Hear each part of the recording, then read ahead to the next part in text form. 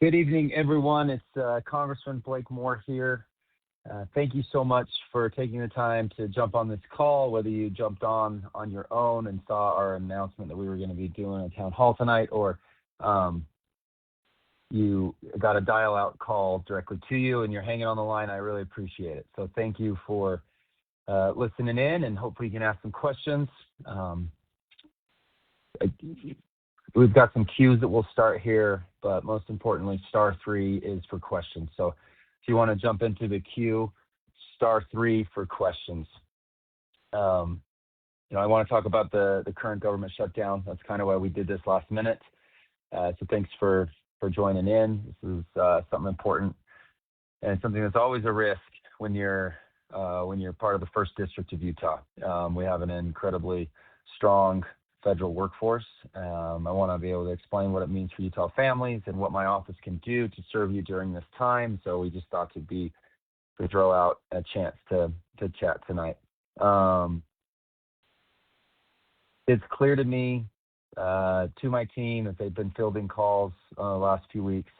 This shutdown has real impacts for Utahns and their families. I just wanted to host this to be able to answer your questions. We work with the federal workforce on a weekly basis. In these moments, this is the first time that I've experienced a shutdown in my time in Congress.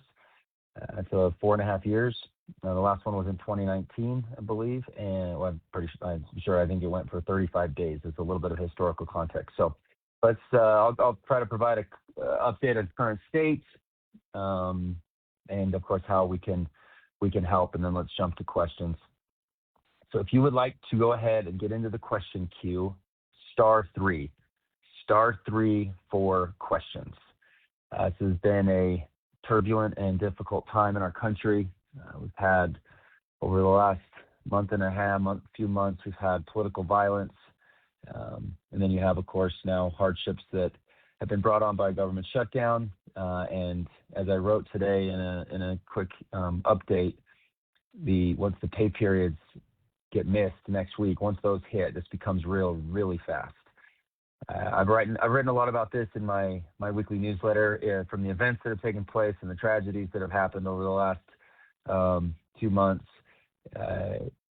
And we've gotten a lot of good feedback on that newsletter. And so those of you that are on this call that do not follow our weekly newsletter, this is my biggest request to my constituents, is to please follow that. It's 1 email a week. There's no spam associated with it.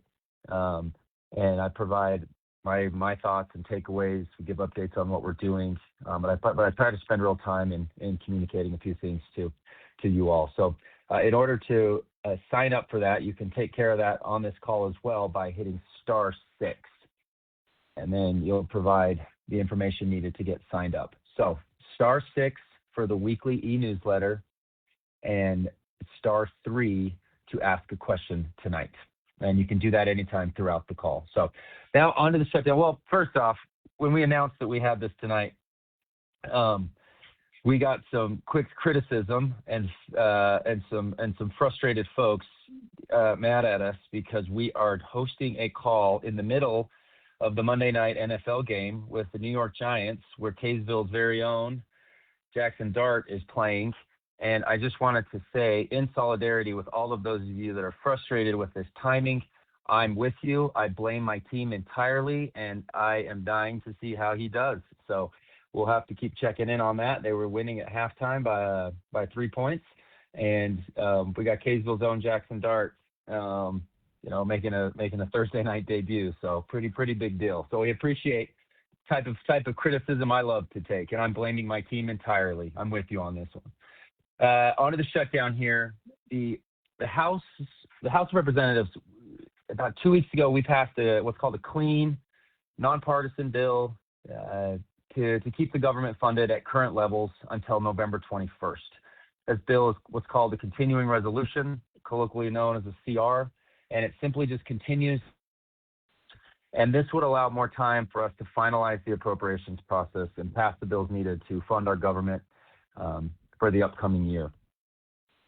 Let me take 1 second to highlight and remind everybody something that I harp on a lot in my outreach. There are two separate buckets of funding that the federal government does. As I mentioned, appropriations, and the other funding bucket is mandatory spending. So you have appropriation spending and mandatory spending. Appropriations is in the range now of about $1.6 trillion. The mandatory spending is in the range of $4.5 trillion. We have $7 trillion of spending, of expenditures in our federal government, and let's just go with 1.5 to 1.7 is appropriations, and then the other is mandatory. Mandatory is Medicare, Medicaid, Social Security, interest on the debt are the main buckets. Some other welfare programs and some veterans programs is the large makeup of that $4.5 trillion. The 1.5 to 1.7 trillion of appropriations is defense, is the vast majority of it. Other veteran spending, military construction. So a big, huge portion of that 1.7 is military defense spending. And then you have things like labor and energy and water and foreign operations, like funding the State Department, things like that, HHS, education, things like that. So that's what we're talking about here with this appropriations process. There are 12 individual bills, and the goal is to get those done by the end of September. The House and Senate had several of those bills already done, and they were working on conferencing them together. There is not more time needed, and that was what the extension to November 21st was.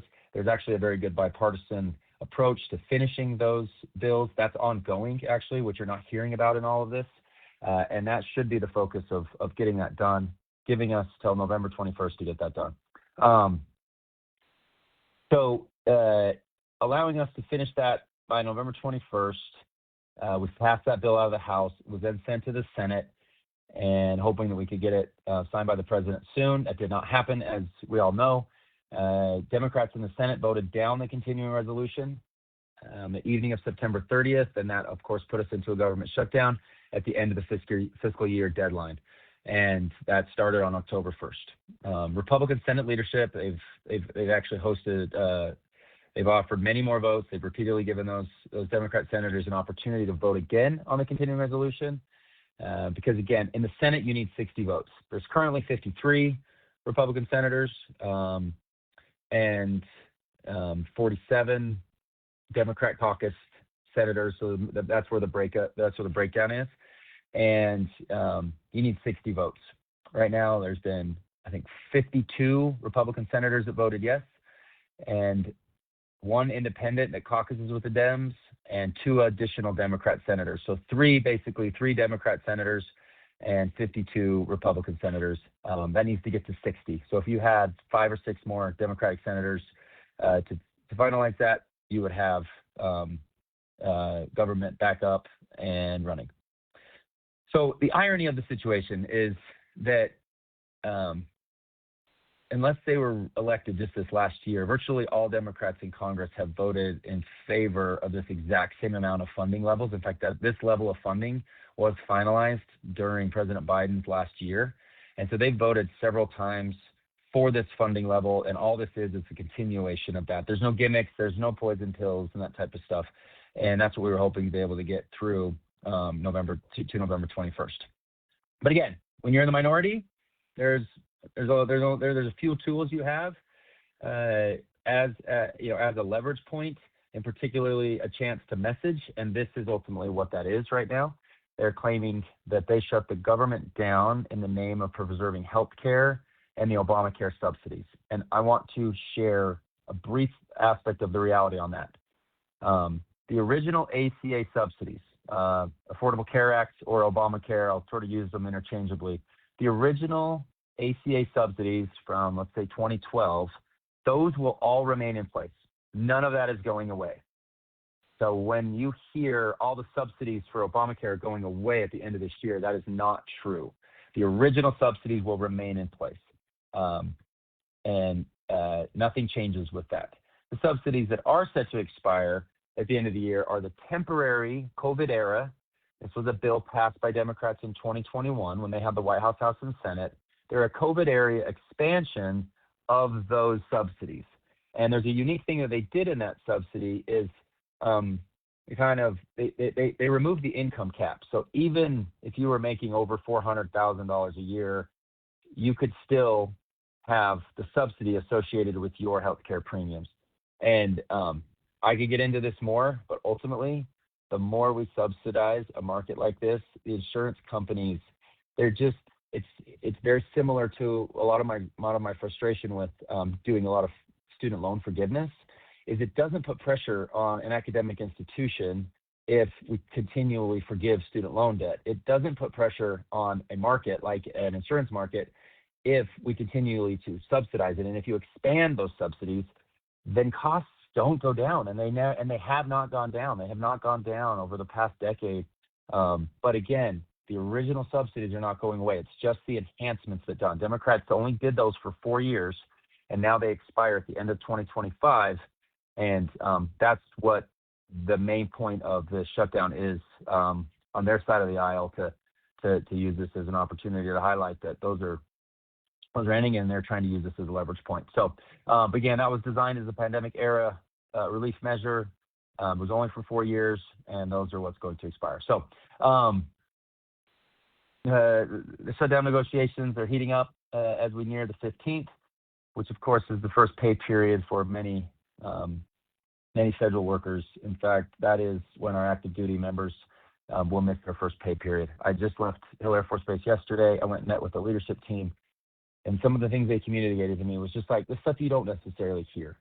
You've got a spouse back at home in Layton on base with the member serving. They're deployed. The deployed service member is overseas, and their family back home isn't getting a paycheck. They have to go through the whole process of mortgages and monthly expenses that they just can't cover anymore. And then, institutions are usually pretty good about helping there, but not every grocery store is.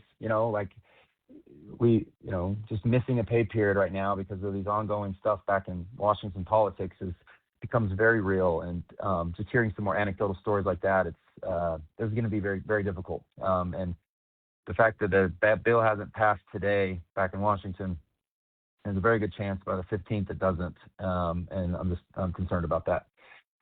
Obviously, we've got a strong federal workforce, and I simply don't want this to be something that they have to bear this burden. And there's a whole lot of things. And then there's readiness issues, and our depots are going to be strained, and they're not getting the intakes that they need to be able to keep up the workflow and make sure that we have sustained F-35s on the ready. And readiness is such a key aspect. If it's a week, it's one thing, but when this is a prolonged shutdown, this gets really, really difficult. So I hope that's a helpful breakdown and just some thoughts about what this does. But I mean, it's not just Hill Air Force Base employees. We have 7,000 almost IRS employees in Ogden. You have TSA agents. You have BLM and Forest Service. And you've got air traffic controllers. There's a lot of things that affect, and you're going to start seeing delays, and you're going to start seeing major disruptions. And one of the most important things is the Women and Infants and Children program that provides food assistance all gets put on pause too, and that's not an available resource. So a lot of those things that could go on during this time. Okay, so star 3 to ask a question. We'll jump into it here. And before we do that, again, star 3 for questions, star 6 for newsletter.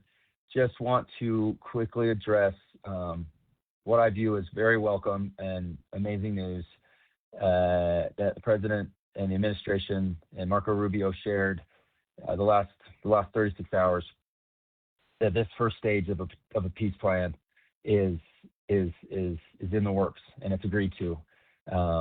This will release the remaining hostages. That is such a significant win. October 7th just came and went a few days ago. This plan has 3 phases. 1, Hamas releases all hostages, and Israel surges humanitarian relief into Gaza.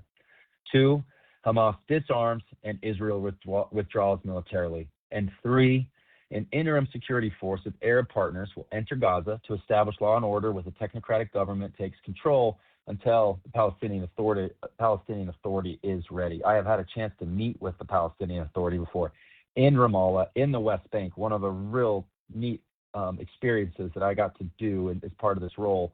And there is such a fundamental difference between the Palestinian Authority governance and Hamas governance in the Gaza Strip. And I'm hopeful for this. So it's historic right now. The last time we had such good news, I think, is the Abraham Accords that took place in the Middle East. It was widely been celebrated during Trump's first term. Big significant achievement, carried on continually since then. I'm the co-chair of a little caucus that celebrates these with my Democratic counterpart, Rep Schneider. Like this is another one of those points. So I'm hopeful. A long way from being done, but we're going to help with some troops sending in to facilitate ceasefire and partnerships with other nations and NGOs. So this is excellent stuff. Thank you. Sorry, I kind of got a little more long-winded there, but there's a lot to share. Hopefully I answered some questions with that intro, and we'll jump into questions right now. Again, *3 to join the question queue. We will start with Linda from Fruit Heights, it looks like. Linda from Fruit Heights.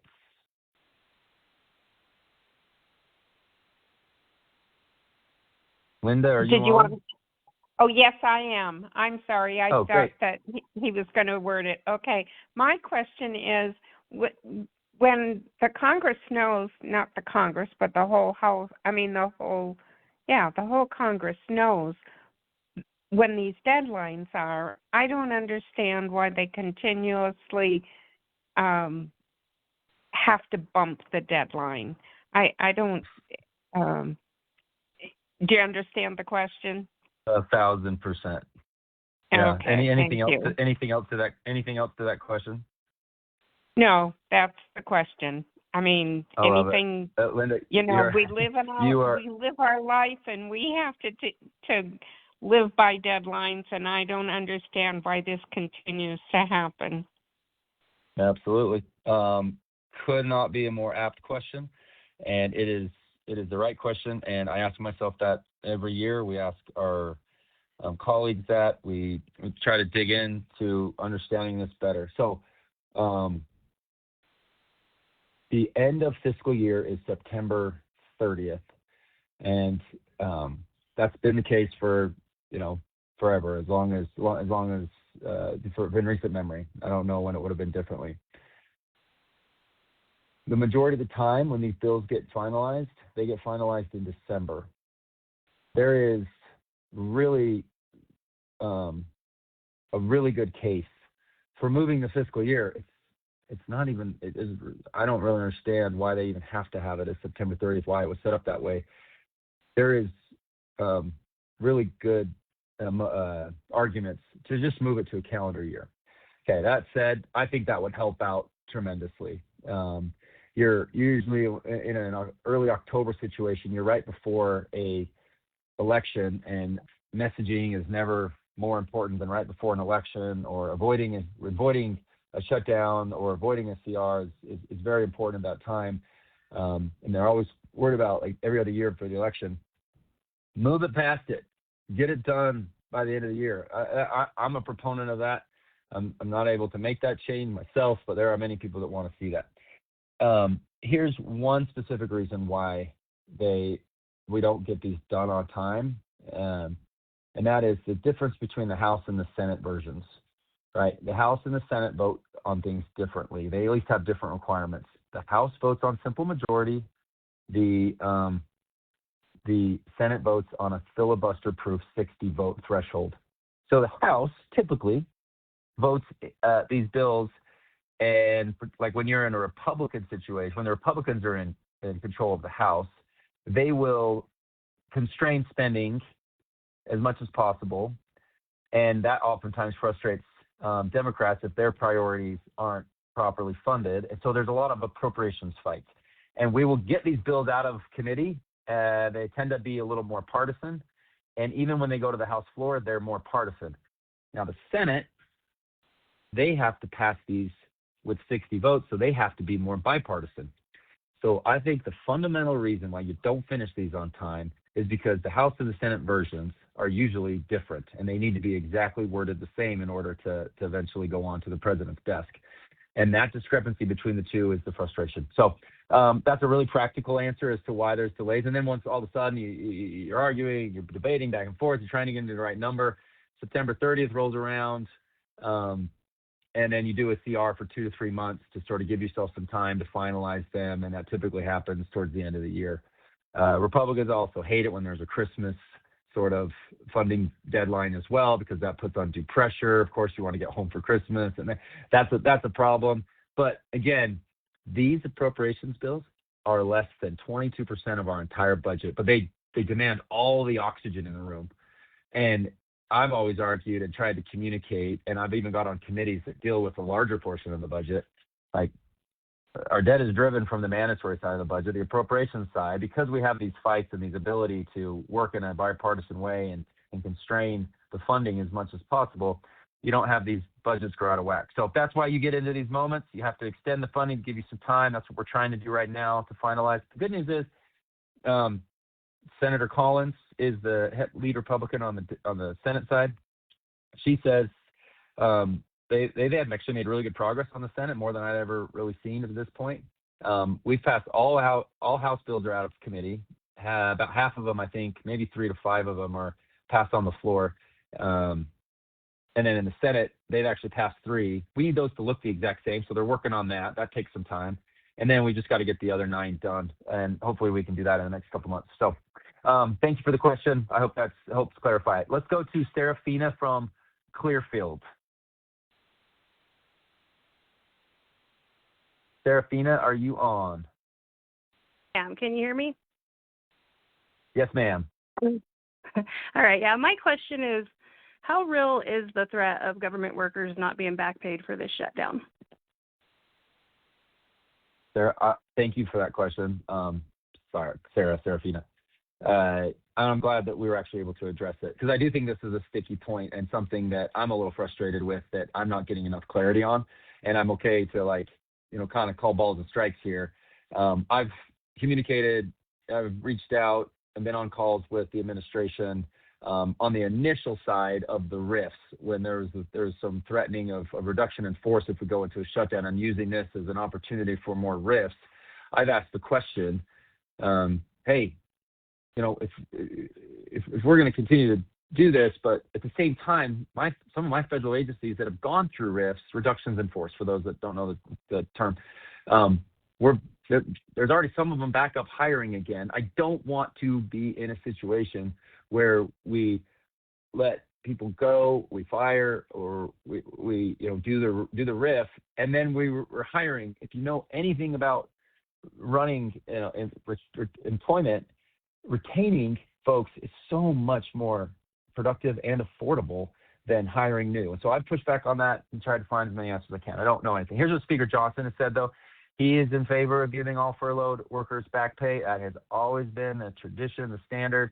I'm sure there's legal analysts looking into the fact that these are sort of memos that have come out of OMB. We have not gotten official guidance from where the White House is officially on this. I'm obviously in favor. I will fight for this. This is something that I don't think we need to have out there as even a narrative right now, because all of the uncertainty that you all are going through right now, you don't need this added on top of it. As I even understand it, there's a 2019 law that President Trump even signed that does require back pay. And so this being up to Congress would, it's just something I'm not worried about, and I don't want it to control the airwaves. And so that's a really important question. I appreciate that. And there's a lot of pushback going on about even the potential of this. And I'll keep an ear out for it. My team will be focused, and we'll continue to communicate it. But thanks for asking that. Those are the hard, important questions. I appreciate that. Okay, let's go to Mandy from Ogden. Hello, can you hear me? Yes, ma'am. Cool. Okay, so kind of adding on to Linda's question with the shutdown, it seems like things are backwards. Why can't you guys have your pay at risk and not the Fed workers? Maybe budgets would be passed a heck of a lot quicker that way. Not only that, because that's exactly what should happening. There's a lot of standalone bills that say, hey, no pay for members of Congress until the budget gets finalized, or at least even a CR or something like that. Representative Kennedy, who I've really, really enjoyed working with alongside, he has got communication out of just he comes from the state legislature, right? Where I never had state legislature experience before. I was never in an elected office. Chaos is all I've known since being in Congress. And he came from a situation where they actually got things done on time in the Utah legislature. And he's asking the question, why in the world don't we just have these shutdowns have never been productive. You can look back at the history and find out there's really not a lot that's done with this leverage. But to the core question of not getting paid, I do believe it would help if that were the case, to sort of create that urgency. I don't want to sound like Mr. Noble Guy here, so I'm not doing this as some attention-getting opportunity. You asked the question. I submitted a request to have my pay frozen as well. My team's not getting paid. More importantly, the 30+ thousand federal workers in my district don't know when their next paycheck kicks back on, and so I'm doing it as well. Members of Congress can voluntarily do it, and it doesn't mean that I think other people are bad for not doing it in any way, shape, or form. I'm in a position where I could do it, and I just wanted to do it out of solidarity. I shared that with some of the Hello Force Based leadership. So that's where I am on it, and I actually think that federal workers are federal workers, and we shouldn't be treated differently. So thanks for that question, and I do actually think that it would help. Let's go to Oliver. Oliver from Ogden. Yeah, I'm here. Hey, Oliver. Fire away. Hey, I was just curious if you had a prediction on next week's game between Ogden High and Ben Lomond. The Iron Horse. The Iron Horse, man. What do you think? There it is. Oh, thank you. I needed that question after these last few weeks. Well, this is obviously the easiest question I'll ever get. It's clearly going to be Ogden. My 4 years at Ogden High, Ben Lomond never saw the horse. My good friend and arch nemesis, Emmett White, who is one of the greatest football players I've ever known, he never got to hold that trophy. And that, to me, even though they beat us in the semifinals in the playoffs, he still never got to hold that trophy in front of his student body, and that gives me pride every single day. It's good, but it does give me an opportunity to talk. I spoke with the Ogden superintendent.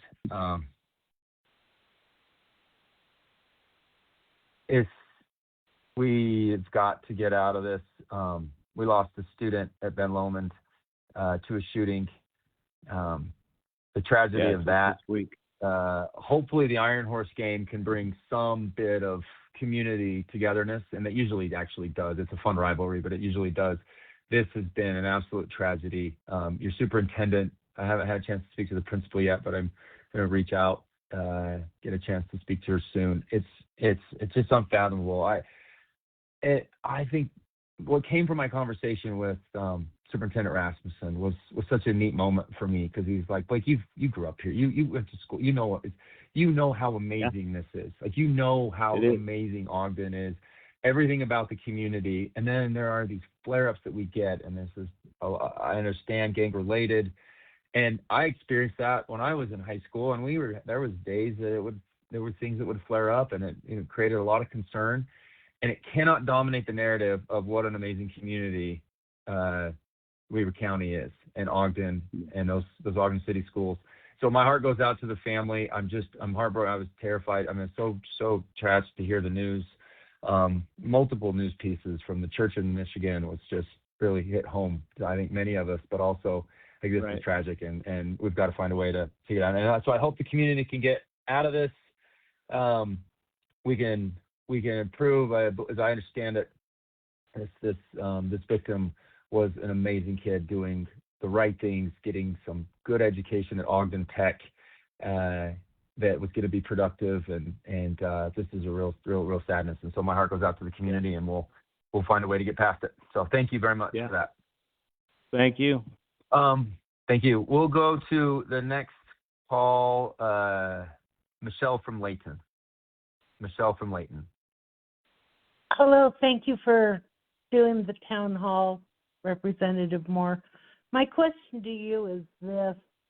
You know, we're so worried about what's going to happen with health care and the ACA extension. Why not quit wasting all the money by sending all these National Guard troops into areas they don't need to be? It's a waste of money. It's money that could be spent other places. When is Congress going to do something about that? Thank you. This question was brought up in a recent in-person town hall I had 3 or so weeks ago, and this is definitely something that we need to be able to discuss. And levying criticism is entirely fine here. So I appreciate bringing that up. You're also bringing it up in a really productive way about how we could better use some of those resources. Let me be very clear. Absolutely support our law enforcement. I absolutely support a way to make sure that they're safe in situations where there is protests that are flaring up and potentially could become violent, and an ability to deter additional violence or ongoing violence. We do have the resource of the National Guard. I will sort of parrot what I saw when these situations come up. I am not an expert on the legality of everything that's going on here, right? And candidly, not many of my Congress colleagues are from both sides of the aisle, and so this becomes very quick to communicate frustration and everything. And I've always sort of taken the governors should be the ones that are requesting the resource that's best in that situation. But there is an opportunity or a need sometimes to override that. And so this is something that will continue to be debated and played out in a lot of the court systems. There's not a funding mechanism in it necessarily that Congress is heavily involved with on a decision-making ongoing basis with regards to this. This is there are a lot of executive authority that gets done here, and there's precedent for it. But what this individual said, he's somebody that I trust, somebody that's very reasonable. He communicated it as this is being done legally, but it has disrupted a norm, and that is worth highlighting. That I think that individual is being very credible when he's talking about that. But he's saying it's done legally, and he does have the authority, but this is kind of breaking a norm, and we need to be wary of that. We do have a high crime rate in D.C. D.C. is a little different, different jurisdictionally than other U.S. cities, and so those have to be different in my opinion. And I don't have all the legal basis to be able to know what's going on, but it's my understanding, like in Portland, if they're going to use National Guard to support ongoing protests that could become violent or have become violent with respect to like ICE facilities, like let's make sure we're using those resources to deter flare-ups and anything that making sure we keep people safe. But we have to be careful with the norms. And so I think there's obviously a lot more to do. 1,000% agree. We need to make sure that we're always thinking about how to best use the resources, and we'll keep an eye on this as it moves forward. But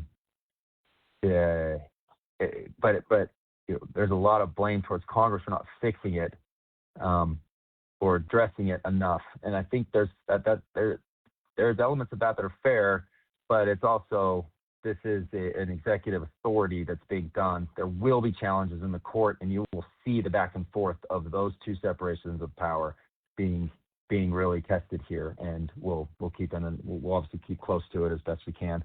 But hopefully we see a tamp down of any potential flare-ups, violence, that takes place in our cities, and I want to come out of this in a better spot. So thank you so much. I think it's Stephen from Layton. Is that correct? Stephen from Layton. Yeah. Steve, are you on? Yes, I'm on. All right. Can you hear me now? Yes, I can, sir. First of all, the most important thing is the New York Giants are ahead by 10 in the fourth quarter. There we go. Thanks for keeping us posted. I wonder what would have to be done and what's the feasibility of doing it to have the government shutdowns as not one of the bargaining chips when they're trying to set the budget. Great question. And I reflect, there's probably never been so many New York Giants fans in Kaysville, Utah, or all throughout the Davis County in particular with our boy Jackson Dart. And I think he played at Corner Canyon too, so he's kind of been multiple different places. So that's a neat thing. God, there's a lot out there right now about how to do this differently. One I want to quickly address. The moving like a government shutdown and removing the filibuster and doing it on a sort of a party line or a simple majority vote concerns me greatly, because the filibuster has been in place. It's in place for the reason of, fundamentally how we are a republic and not just a majority rule democracy, right? Our whole setup as our government is such that, and it actually gives some ability for the minority to be able to have a say in matters. And so there's a lot of talk of like, well, you did the reconciliation bill, like the tax bill we just completed, with simple majority. Well, that's also been pretty standard since the 80s to be able to do something like that. You can only do it once a budget cycle. So it's not something that's rampant. It's just done once when you have that unique White House, House, and Senate. Republicans and Democrats both do it. But kind of nuking the filibuster just to get out of this shutdown, I think would have really bad consequences down the road. So that's one aspect of how you would remove and get done with the filibuster. But using this as a negotiation tool to never do it again, I am afraid I don't see a path forward with that, because there's Republicans have threatened to shut the government. They threatened to shut the government down too. I think in 2013, that was the last really. I'm not going to get into the historics of it because I haven't really briefed up on it yet. I just know it was like 2013. There was one in either 2017 and then 2019, and both parties have used it as a piece of leverage. What's different about this one is like the leverage points that the Dems are trying to push here actually aren't really related to the appropriations bills. I think what healthy leverage is like, hey, we want to make sure to cap the funding at this level, and then we'll come on board with finalizing the appropriations bills. That's a healthier way, I think, to do that, or if it's a particular appropriations request that you want it to get done. I just don't see either party really interested in giving away this piece of leverage. And I don't know how that would entice Democrats to come on board to vote to open the government back up. In this situation, I don't know why that's important to them. I think there's two things that the Democrats want to see here. And again, this is me speaking. I just always try to be candid. They passed enhancements to the ACA subsidies in 2021. They put them on a timeline to end at the end of 2025. And now that we're here, they're saying either, we wish we would have done them for longer, or now we want to use every moment we can to either A, accomplish an extension of those, or B, message on the fact that if they end, you could see health insurance premiums increase. And then they'll want to blame Republicans for it. So there's a messaging content to this, and then there's like this, hey, we really want to get a policy win here. But that's not where these negotiations should be. Those two items are not congruent. We should be working on finalizing the appropriations bills, and Congress just needs to get them done on time. And if we had another couple months through November 21st, I'm hopeful that we would get closer to that. I expressed in an interview today, if we could get the government back open in a week or two, get to that November 21 deadline, and if it's going to be one of two things that'll happen. One, we get to pass a new fresh round of negotiated bipartisan appropriations bills, or we would just extend current funding through the end of fiscal year next year. That is a better option than a shutdown, but I don't like it. But it is a better option than if we're going to a shutdown. I don't want us to, we should not be going into a shutdown at the end of November and then all December. That one doesn't feel like where it's going. It feels more like it's a moment right now to highlight healthcare stuff, and then we'll kind of see the way that plays out. So awesome. Okay, *3 for questions, *6 for newsletter. 42 minutes in, we've gotten to several questions. I'll try to keep them brief again as we kind of finish the last 20 minutes. Let's go, Beverly from Sunset. Beverly from Sunset. Hi, I'm happy to get on with you. I want to know, you explained that the budget on the onset of your call today. I want to know how the tariffs have affected the deficit. Wonderful question. Thank you. This is key. This is really, really important. If you followed along with what I've been doing, I sit on the subcommittee on trade, and so I get many opportunities to interact with Jameson Greer. He is the U.S. Trade Representative for this administration. He's a BYU grad. We're not going to hold that against him as Northern Utahns, but he's a great guy, and he's doing the yeoman's work. He is really trying hard to push the administration into leveraging some of this moment for some really good deals. I want to see the administration sign on to these deals. He's negotiated really good ones. The administration's been a little reluctant to finalize some of them, and it's a little frustrating, but they've gotten deals into the right spot. But regarding the tariffs and the revenue, let's just talk very specific about that. Our numbers show that Treasury brought in $77 billion from tariff revenue in 2024. And if you remember, President Trump did a lot of talk about tariffs in his first term, but he really didn't land on big changes. He did what's called 301 tariffs with respect to China, and that's really where things ultimately landed. It was the major change.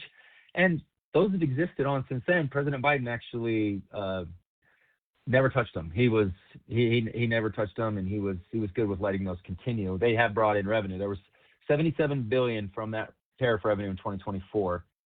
But just since President Trump took over and was inaugurated, they've brought in over $200 billion from tariff revenue in their first 6 months. So there is a significant increase in the revenue. That's why you see in Q2 a significant reduction in year-over-year deficits. Now, over the course of the full year, that's going to more even out, and that's something that we follow very closely. But you have seen increased revenue. Now, here's the other part of it. You've got increased revenue, and you also have a stock market it's reached its highest point and continues to perform well. And you are not seeing inflation numbers, even though we all feel like, we all experience high prices in our daily, but you're not seeing inflation numbers that were, oftentimes, whether it be rhetoric or people trying to truly predict it, you're going to say tariffs are going to bring in all this inflation. So with inflation numbers, maybe upticking a little, but largely in check, and stock market, economic indicators solid, with increased revenue, the administration's on a little bit of a, hey, this is generally working where we want to go, because we do need more revenue to cover some of our deficits. But you've got a couple things.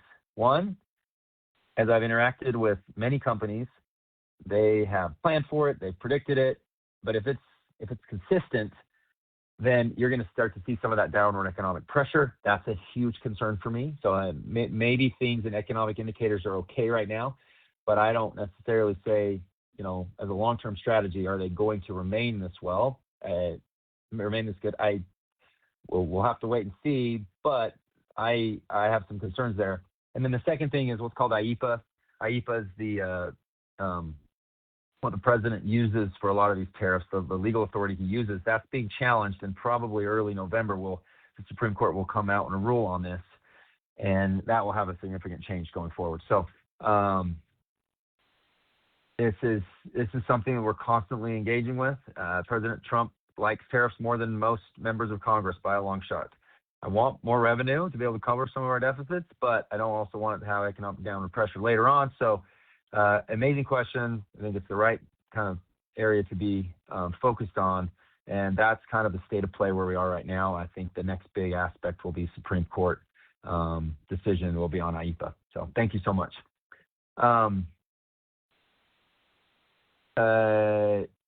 Stephen from Clearfield, I believe. Stephen from Yes, hi. Military City. How are you? I'm doing fine. How are you? I really appreciate these town halls or telephonics. Yes, thank you for joining. Oh yeah, and be sure to feel free to dial me up again. I'd be happy to hear any of the other ones that you have coming in the future. But for my question, I'll try and keep this real simple. It's kind of esoteric in nature, but I'll start off and go first and say I roundly, flatly, archly support the president like 200,000 times % in the ICE, the tariffs, and the budget shutdown, even though it's I call it the Charles Schumer shutdown. And I just, and my question is, do you get the vibe that the president realizes how much support he has from we the people, not the biased media? God, they're terrible. I just wonder if he realizes how much we are on his side, even when the Democrats and the federal judges rule against him on things like deporting that guy Garcia, which in my case I'm actually on the side of the president more than the Constitution because he has what's better for the country at heart. And there's a lot of wonderful things to say about the Constitution and its origin, but in this case, I'm actually going with the president over the Constitution, if that's really true and not just filtered, biased propaganda that I'm hearing from the usual places there. That's it. Thanks. Oh, I appreciate the sentiment. I obviously don't. I've had a few interactions with President Trump. To your exact question, I know he feels. I'm sure he feels the support, and I'm sure he senses the criticism as well.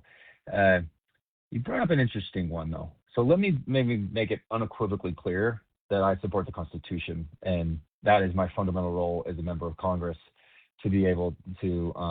That is where we need to land. I have taken tough votes that were in the minority of my party, and I did it based off of the constitutional principle that I believed was the best decision at the time. Right when I first took over, all the things related to January 6th.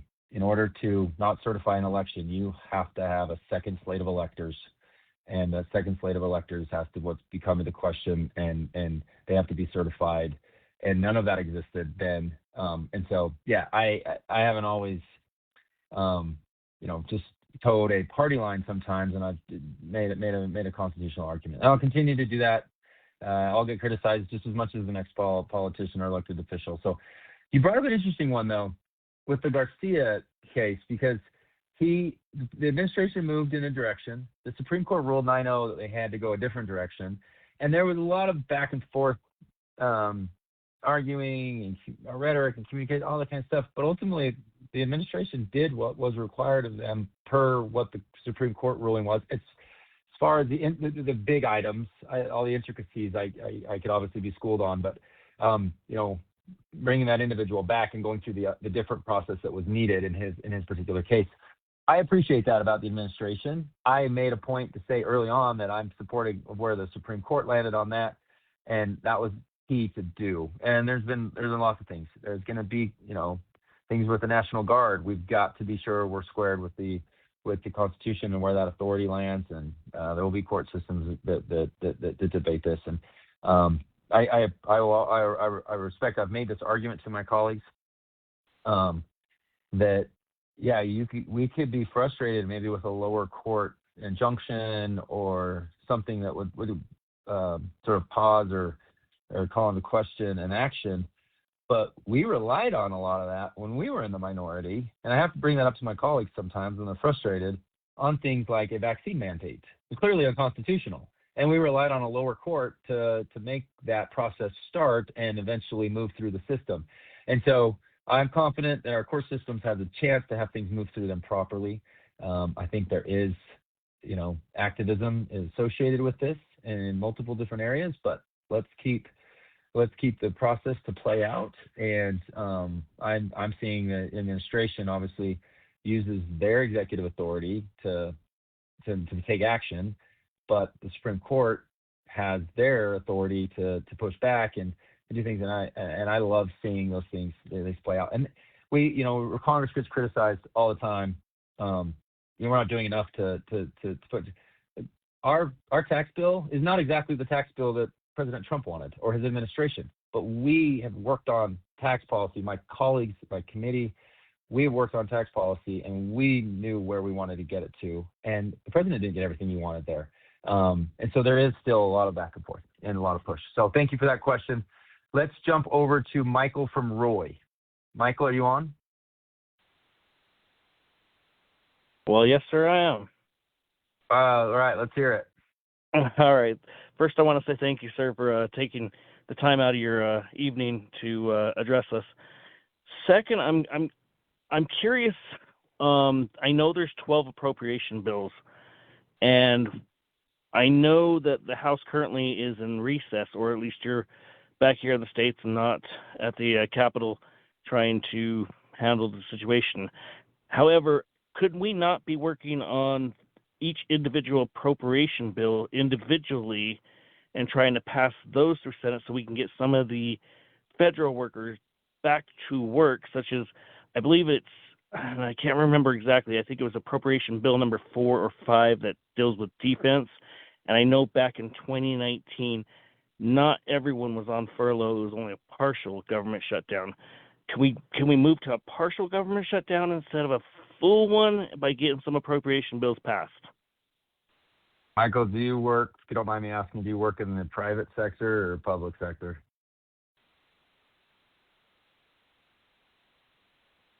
We may have cut him off. From Michael's comments, it sounds like he's a pragmatic mind.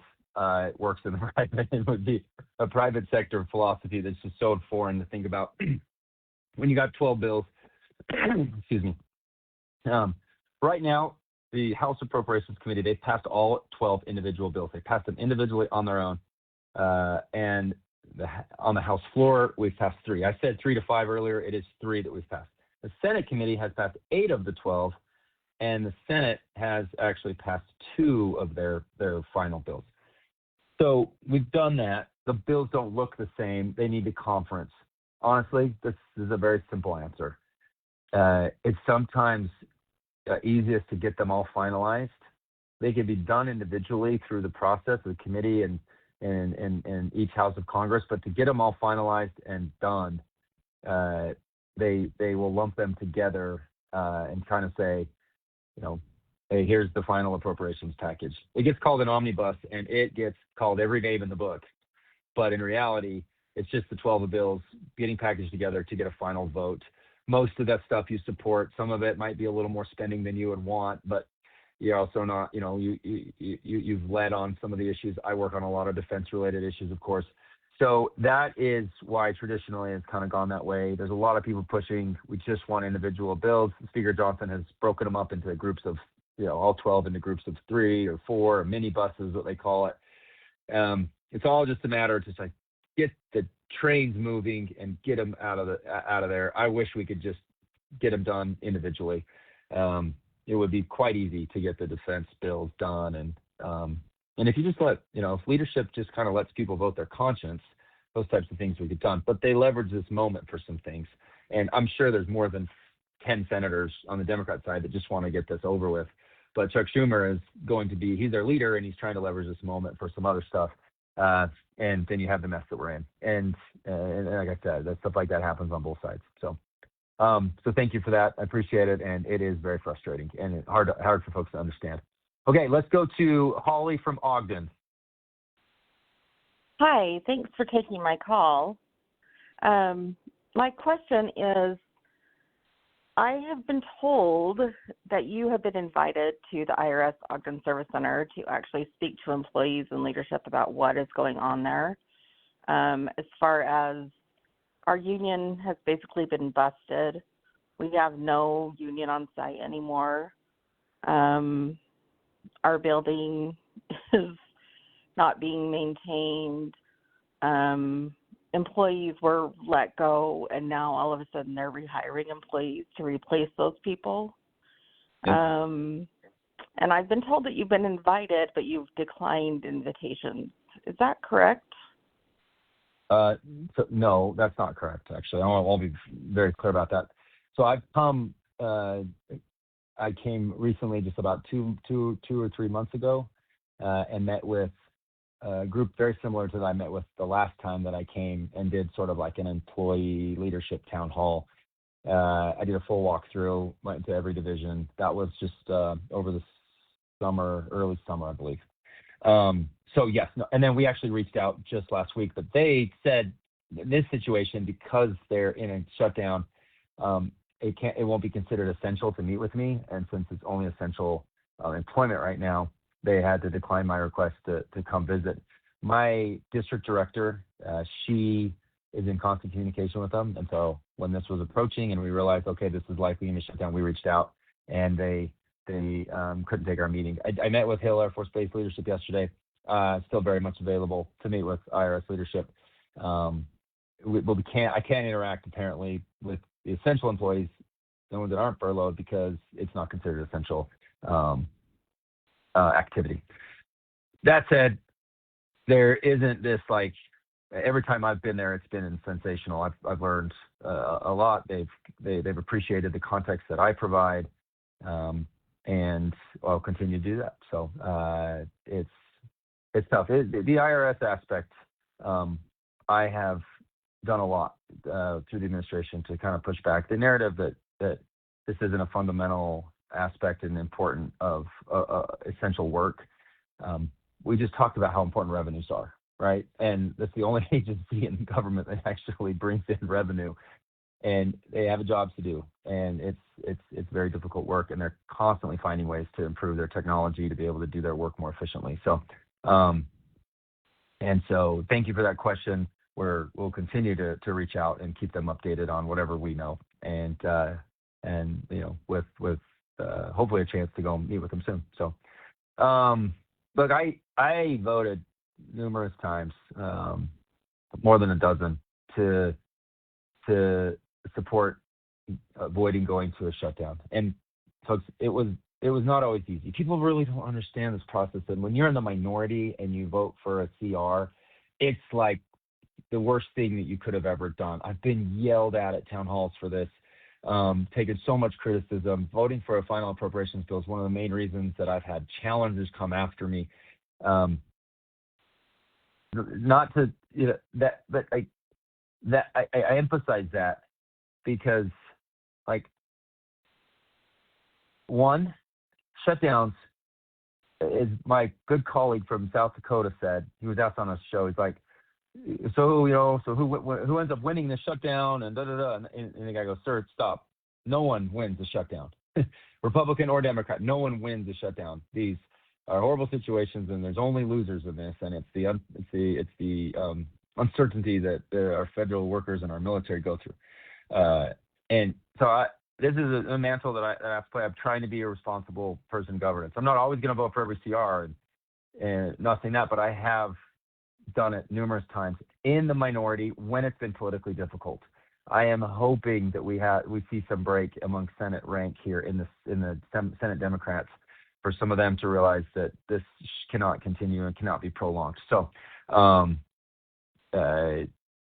mentioned that just to give you a little bit of perspective on, you know, what I've seen. I've been in the minority. I've been in the House majority while we had the opposite party in power in the White House and Senate. Now I'm in where the Republican Party has the White House and Senate, and there's just always different aspects at play here. But I hope you can recognize and say, over my 5 years so far, Like, he is known what his district is.